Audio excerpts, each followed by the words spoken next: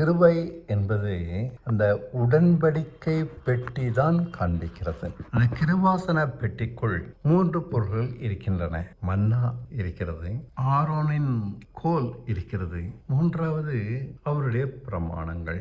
இந்த 3 காரியங்களும் தேவன் நம்மேல் கிருபையாக இருப்பதற்கான அடிப்படை. எனக்குரிய வாழ்க்கையை வாழும்படிக்கு தேவன் மன்னாவை கொடுக்கிறார். அது சேர்த்து வைத்தால் கெட்டு போய்விடும். அதை கெட்டு போகாதபடிக்கு உடன்படிக்கை பெட்டிக்குள் வைத்தால் காலத்துக்கும் இருக்கிறது. என்னுடைய எல்லாவற்றையும் நான் தேவனுக்காக கொடுத்து விடுகிறேன். தேவ சித்தத்தின்படி என் உடைமைகளை, சொத்துக்களை, அதிகாரத்தை, எதிர்காலத்தை, ஆரோக்கியத்தை, சகலவற்றையும், என் பிள்ளைகளை அவருடைய இஷ்டப்படி உபயோகிக்க அவர் சித்தப்படி ஆகட்டும் என்று விட்டு விடுகிறேன். எதிலும் என் சித்தம் வைப்பது இல்லை, என் ஆசைகள் வைப்பது இல்லை. என் நோக்கம் தேவனை பிரியப்படுத்துவது மட்டுமே, என் விருப்பங்களை நிறைவேற்றுவது அல்ல.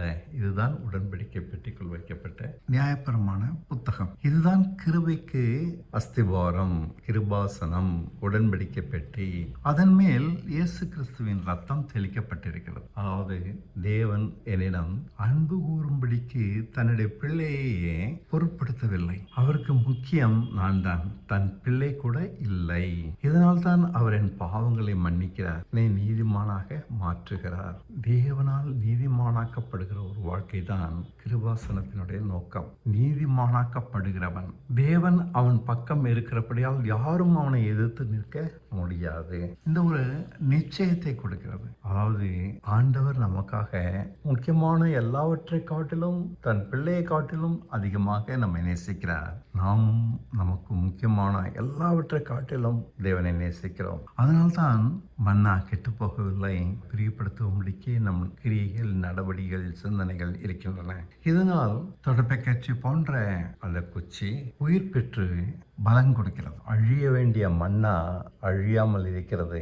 அழிந்து போகக்கூடிய குச்சி உயிர் பெறுகிறது. சாவுக்கு எதுவானவை உயிர் பெறுகின்றன, ஜீவனுக்குரியவை அழியாமல் நிலைக்கின்றன. இதுதான் உடன்படிக்கை பெட்டி. வாக்குத்தத்தங்கள் தேவன் எல்லோருக்கும் தான் கொடுத்திருக்கிறார். ஆனால் எல்லோருக்கும் வாக்குத்தத்தங்கள் நிறைவேறுவது இல்லை. வெகு சிலரே அந்த வாக்குத்தத்தங்களை அடைகிறார்கள். அதுதான் ஆரோனின் துளிர்க்கிற கோல், குச்சி. நாம் பதிலுக்கு தேவனிடம் அன்பு கூறுவதனால் அங்கு பூத்து கனியுள்ளதாக வாழ்க்கை மாறுகிறது.